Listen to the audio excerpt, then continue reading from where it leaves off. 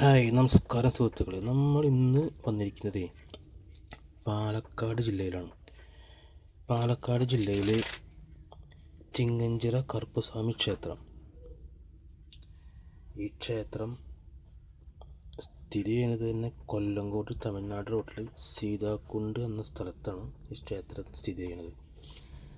അപ്പോൾ നമുക്ക് ഈ ക്ഷേത്രത്തിൻ്റെ അകത്തേക്കൊക്കെ പോയി ഒന്ന് ക്ഷേത്രത്തിൻ്റെ കാണാം.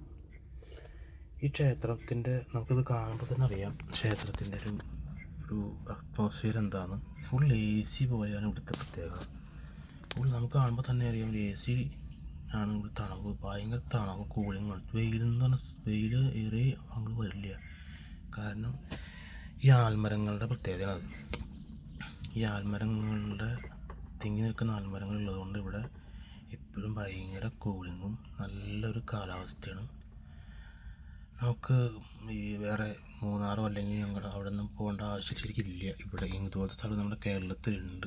അത് തന്നെ നമുക്ക് കാണുമ്പോൾ തന്നെ ഒരു പ്രത്യേക ഒരു സുഖമാണ് ഇവിടെ.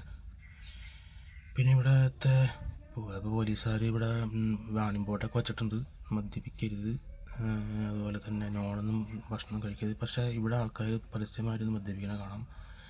കാരണം ഇവിടുത്തെ മെയിൻ വഴിപാട് നോണും മദ്യമൊക്കെയാണ്. അത് കാരണം കൊണ്ട് ഇവിടുത്തെ ആചാരത്തിൽപ്പെട്ടതായതുകൊണ്ട് ഇവിടെ അങ്ങനെ ഇതൊന്നുമില്ല. പക്ഷേ പോലീസുകാർ നിയമപരമായിട്ട് ബോർഡ് വെച്ചിട്ടുണ്ട്, അത് നിയമപരമായിട്ട് വയ്ക്കേണ്ടത് ഒരു ഉത്തരവാദിത്വം. പക്ഷേ ഇവിടെ അങ്ങനത്തെ ആരോ പ്രശ്നങ്ങളില്ലാത്ത ഒരു സ്ഥലമാണ് ഈ സീതാകുണ്ട് ചിങ്ങഞ്ചിറ കറുപ്പസ്വാമി ക്ഷേത്രം. കറുപ്പസ്വാമി തന്നെയാണ് അവിടുത്തെ ഒരു ഇത്.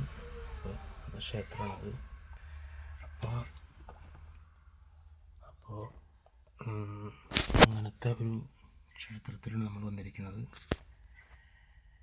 ഇതൊരു പ്രകൃതിരമണീയമായ സ്ഥലം. പാലക്കാട് അറിയാമല്ലോ, പാലക്കാടിലെ തന്നെ പ്രകൃതിരമണീയ സ്ഥലം. നമ്മൾ പാലക്കാട് എന്ന് വെച്ചാൽ ഒരു ഗ്രാമങ്ങളുടെ ഒരു സ്ഥലമാണ് പാലക്കാട്.